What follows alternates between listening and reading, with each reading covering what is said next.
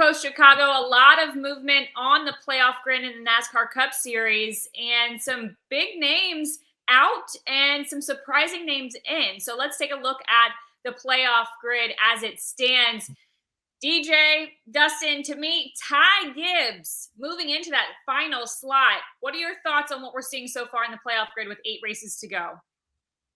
Yeah, it's tight. This is, we talk every year about how much better the competition gets. But this is a perfect example of that, of drivers that are trying to find their way in maybe for the first time into the playoffs, others that know they should be there and have improved their program quite a bit. But that just makes everything so tight around that 16th spot right there. And, I think that you have to be looking further ahead if you're one of those drivers. Sure, you want to have yourself right there to where you can possibly get in by the points. But looking at just 15th and 16th, I have to believe that we're going to have at least a couple of more winners here. And so that takes the number of spots down once again for the playoffs to get in. So that's a real battle in itself. But what we've seen around there, and the reason it is so close, is these drivers that are finding their way there are making a lot of mistakes or just having things not go their way towards the end of these races. So there's some real opportunities for someone to get in and make a push. And this weekend would be a great opportunity for that. I'll tell you, one driver that I'm looking for keeping an eye on the next few weeks is Michael McDowell, 10 points out of a playoff spot. You look at these next 8 races, I think 4 of them play right into his hands. I mean, this is a former Daytona 500 winner. So you've got Speedway racing this weekend in Atlanta. We saw how strong the Fords were in March. He's in a Ford with Front Row Motorsports. We know how good he can be on the road courses. You still got Watkins Glen, the Indianapolis road course still upcoming. And if they have a car like they did at Sonoma, which I would argue is probably the 2nd or 3rd best car out there, and only able to finish 7th because of a bad pit stop at the end, that's a place that he could win. And then the regular season finale at Daytona, where he's obviously won before. So I think that's a driver that I'm looking at as somebody who can maybe either make it on points or be, like DJ says, be one of those drivers outside of a playoff spot right now that wins and pushes that cut line up a bit.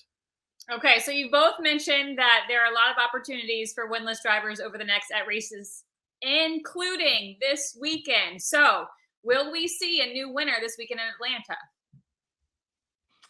Yeah, I believe we're going to. I just think that there's too many drivers that are right there with opportunities. And even though this, we look at this as Daytona, Talladega type racing, there's other factors that come in, but because it's so much more narrow, you're talking about a 1.5 mile track. Things happen in a hurry. But some drivers that we've seen kind of embrace this. Brad Kay comes to mind, even though he's got himself in there right now, which looks like a good cushion. I think he views this as probably, besides Daytona, and you don't want to wait till that last race of the regular season to get in. But Brad Kay is someone that I look at that could easily go win this, even to the point of possibly dominating this race this weekend. But you can throw in Corey LaJoie, who we've seen have great runs at this track.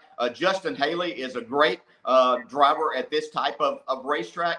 AJ Allmendinger, you have to put him in there. And then Bubba Wallace finds himself in the mix at this type of racing all the time. So there's a lot of drivers that not only are viewing this, but really have the capabilities of going out and finding and getting that win this weekend that would put them in the playoffs. Well, DJ, you're right about Brad Keselowski. That's, he talked this past weekend at Chicago just about, he expects a couple different winners here the rest of the regular season. And if it's not him, that puts him and his teammate Chris Buescher essentially on a bubble spot. And so he says, look, we've got to be perfect each of these next several weeks, and we've got to be on. Obviously they nearly were in that position and nearly won in March at Atlanta. So can he do it again? Can he get that victory and take that pressure off and then just start focusing on building the group so they can be better in the playoffs and have more of a deeper run than just be eliminated in the first round? So, Brad Keselowski is well aware of that. And I think that's a guy certainly to kind of keep an eye on with what he did and understanding his situation, and especially with him and Chris Buescher at RFK Racing.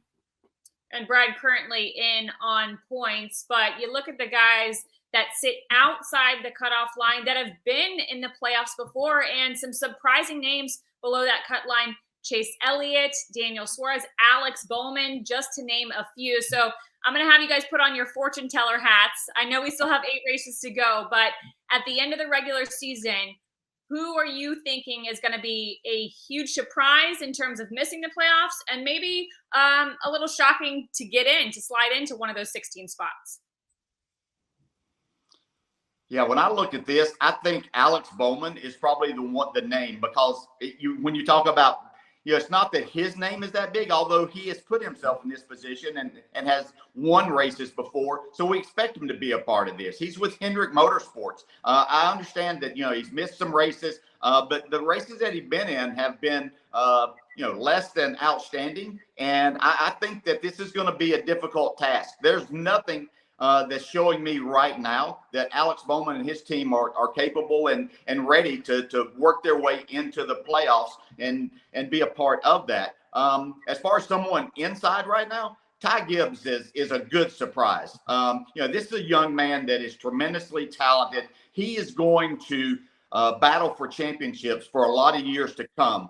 I didn't know if he was quite ready to be thrust into this. So much that happened at the end of last year, the elation of winning the Xfinity championship, and then the tragedy that followed that.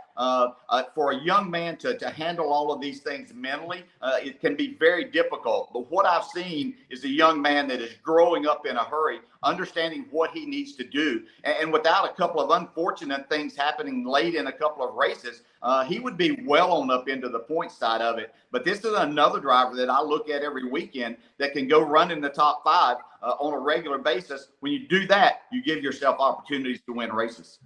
There are a couple of names that outside the playoff position that are surprising right now. And DJ talked about Alex Bowman. You think about how he started the season, 6 top 10s for 7 races, and just so good. And then things kind of went away. And then he had his injury. And since then, he hasn't had a top 10 since coming back. And talking with him this past weekend in Chicago, he was quite blunt. And when I asked him about, if he was worried about points and what a wild card race Chicago could have been going into that event, and he's like, look, I don't care about that stuff. I got to get my stuff right. And he used a lot stronger language than that, and just saying that, we have not been the way we need to be, and I have not been the way, and I'm just trying to get back to the way things were, start of the season. So, very focused on that. And with the way he started the season, I'd be surprised he doesn't make the playoffs, but with what he's run the last 5 races, maybe not. And I'll tell you, another name is Austin Cindric. And, he got a top 10 at Chicago. There's a couple more road courses coming up. But boy, it has been a rough stretch for him before then.